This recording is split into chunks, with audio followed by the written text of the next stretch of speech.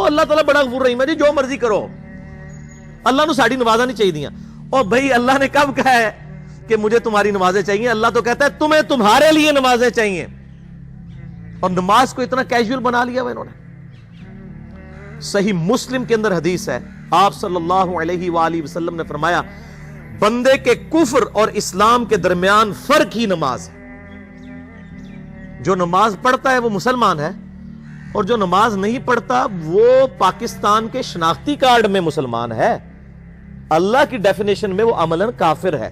صحیح مسلم international numbering کے مطابق 246 نمبر حدیث ہے۔ آپ جا کے پی ڈی ایف کھول لیں اسلام 360 میں، جا کے 246 نمبر حدیث صحیح مسلم کتاب الایمان چیپٹر میں کھول کے دیکھ لیں کہ بندے کے کفر اور اسلام، شرک اور اسلام کے درمیان فرق ہی نماز ہے۔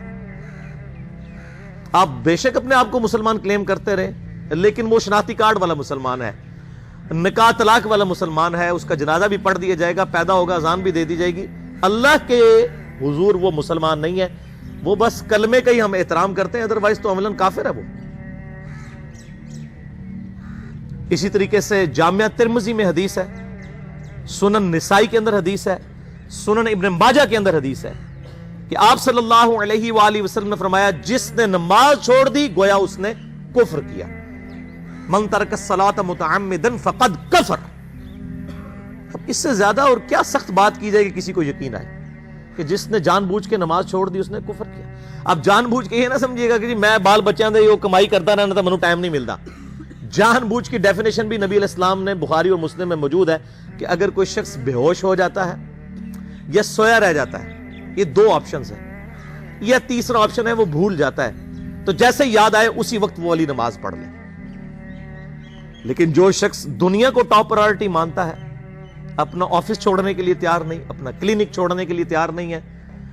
اور اپنی دکان چھوڑنے کے لیے تیار نہیں ہے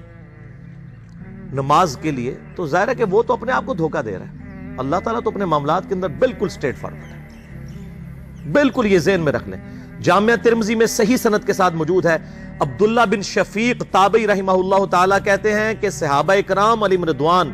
صرف نماز کے چھوڑنے کو ہی اعمال میں سے کفر سمجھتے تھے، یعنی وہ کسی کو نماز پڑھتا ہوا دیکھتے تھے تو کہتے تھے یہ مسلمان ہے، اور کسی کو نماز پڑھتا ہوا نہیں دیکھتے تھے تو وہ کہتے تھے یہ کافر ہے۔ یہ جامعہ ترمذی ہے، یہ کوئی سٹوری بک نہیں میں سنا رہا آپ کو۔ مسند احمد میں صحیح سند کے ساتھ حدیث ہے، نبی صلی اللہ علیہ وآلہ وسلم نے معاذ ابن جبل سے فرمایا معاذ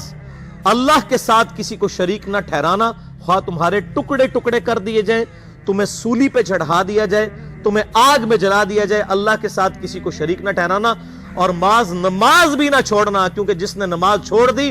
اللہ تعالیٰ کے ذمہ کرم سے وہ نکل گیا، اللہ کے حضور اس کے لیے کوئی حصہ نہیں ہے جس نے نماز چھوڑ دی۔ کتنا کرٹیکل ایشو ہے۔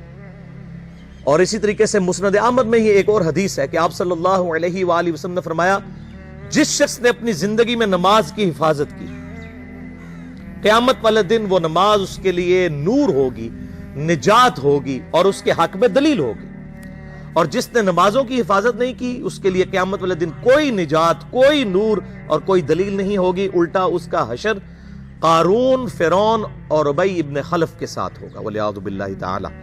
یہاں تو ہم کہہ دیتے ہیں یا اللہ جو کچھ بھی ہے تیرے محبوب کی امت سے ہیں، یعنی اے اللہ ہم نے تو اپنی اصلاح کوئی نہیں کرنی، ہمیں اسی طریقے سے ہی قبول کر لیں،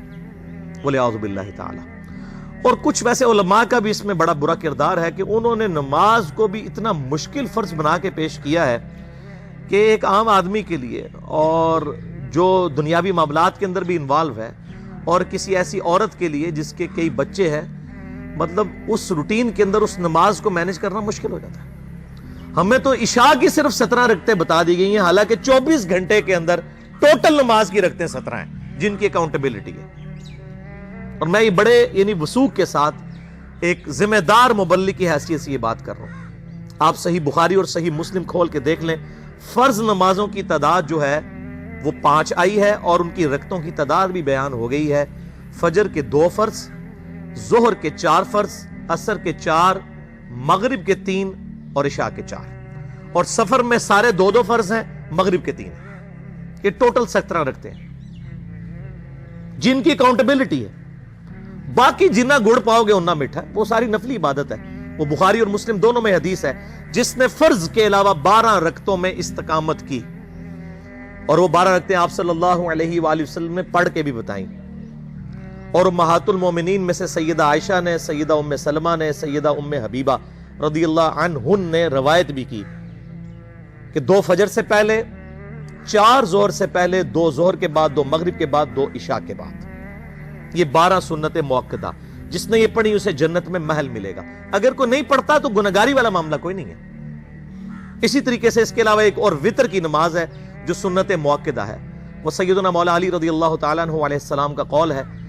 کہ وطر سنت ہے، سنت ہے، سنت ہے، مگر اسے مت چھوڑو۔ ہے سنت ہے لیکن تاکیدی ہے۔ آپ صلی اللہ علیہ وآلہ وسلم نے سفر میں بھی وطر اور فجر کی 2 سنتیں پڑھی ہیں، لیکن یہ صرف افضلیت کے اعتبار سے تاکیدی ہیں، ان کی کاؤنٹیبلٹی کوئی نہیں ہے۔ البتہ یہ ضرور ہے، سنن ابی داؤد میں ایک حدیث ہے کہ جس کی قیامت والے دن فرضوں میں کوتاہی نکل آئے گی تو اللہ تعالیٰ فرمائے گا میرے بندوں کی جو نفلی اور سنت عبادت ہے اس کو تول لو اور فرضوں کے ایکویلنٹ قبول کر لو۔ تو آپ اگر یعنی سنتیں پڑھیں گے تو اس کے ایکویلنٹ نفلوں کی کوتاہی پوری ہو جائے گی، ادروائز اکاؤنٹیبلٹی اس کی کوئی نہیں ہے، یہ ذہن میں رکھیے گا۔ صحیح بخاری اور مسلم دونوں میں حدیث موجود ہے، ایک صحابی آئے، انہوں نے کہا یا رسول اللہ صلی اللہ علیہ وآلہ وسلم میں جنت میں جانا چاہتا ہوں، مجھے کوئی شارٹ کٹ بتا دیں۔ آپ صلی اللہ علیہ وآلہ وسلم نے فرمایا اسلام لانے کے بعد نماز، فرض نماز کو قائم رکھ، پھر فرمایا فرض زکوٰۃ ادا کر، فرض روزے دے، روزے جو ہیں وہ ان کو ادا کر اور روزے رکھ۔ حج اس وقت فرض نہیں ہوا تھا، وہ زندگی میں ایک بار ہے۔ تو اس نے کہا یا رسول اللہ صلی اللہ علیہ وآلہ وسلم جتنا آپ نے مجھے بتایا نہ میں اس میں ایڈ کروں گا نہ اس میں سے کوئی چیز مائنس کروں گا، اور یہ کہہ کے وہ چلا گیا۔ آپ صلی اللہ علیہ وآلہ وسلم نے فرمایا اگر کسی نے کسی جنتی شخص کو دیکھنا ہے تو اس کو دیکھ لو، جو یہ کہہ کے گیا کہ میں فرض نماز سے زیادہ کوئی نماز نہیں پڑھوں گا، صرف فرض روزہ ہی رکھوں گا، فرض زکوٰۃ ہی دوں گا۔ اب روزہ اور زکوٰۃ میں تو ہمارے علماء کو اور عام پبلک کو بھی جو دیندار لوگ ہیں ان کو ہضم ہوتی ہے کہ کوئی شخص یہ نہیں کہتا کہ بھئی پیر اور جمعرات کا روزہ، صحیح مسلم میں حدیث ہے کہ آپ صلی اللہ علیہ وآلہ وسلم کے نفلی روزوں کی یہ روٹین تھی۔ کوئی آپ کو یہ نہیں کہے گا کہ جس نے جمعرات اور پیر کا روزہ نہ رکھا اس کے رمضان کے روزے ہی قبول نہیں ہوں گے، کوئی کہتا ہے؟ کیونکہ ان کو پتہ وہ نفلی ہے۔ اسی طریقے سے زکوٰۃ تو صرف 2.5% ہے نا،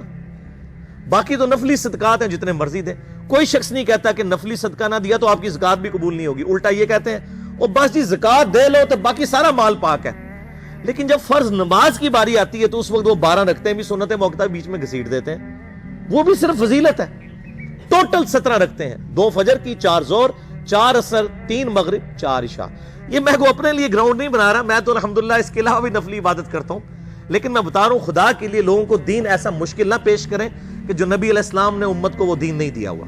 اپنی مرضی سے انجیکٹ نہ کریں دین، لوگوں کے لیے مشکلات نہ کھڑی کریں، ان کو فرض نماز تک رکھیں۔ پھر انشاءاللہ کئی لوگوں کو میں نے اس نے نماز شروع کروائی، انہوں نے سنت نماز بھی، نوافل بھی شروع کر دی ہیں، لیکن آپ کم از کم وہ ڈیٹم لیول تو اچیو کروائیں لوگوں کا۔ لیکن فرض نماز کی باری آتی ہے کہتے ہیں نہیں جی سنتے بھی حصہ ہیں، کہاں سے میرے بھائیوں حصہ ہیں؟ وہ 17 رکھتے ہیں، سنتیں پڑھیں گے ثواب ہے، نہیں پڑھتے گناہ کوئی نہیں ہے۔ تو کم از کم فرض تو ادا کریں، اس کے لیے آپ کو ٹوٹل 24 گھنٹے میں میرا خیال ہے 40 منٹ بھی نہیں چاہیے فرض پڑھنے کے لیے۔ تو اس کے اوپر تو استقامت کم از کم ہم اختیار کریں، اور چھوٹی چھوٹی جو نٹی گٹیز ہیں ان کو تو ہم نے اتنا فالو کیا ہوا ہے، اور فرض نماز کے بارے میں ہم اتنے کیجول ہو جاتے ہیں۔ تو یہ فرض نماز کی امپورٹنس اس حوالے سے ضروری تھی، اس لیے میں نے ساتھ ہی بیان کر دی۔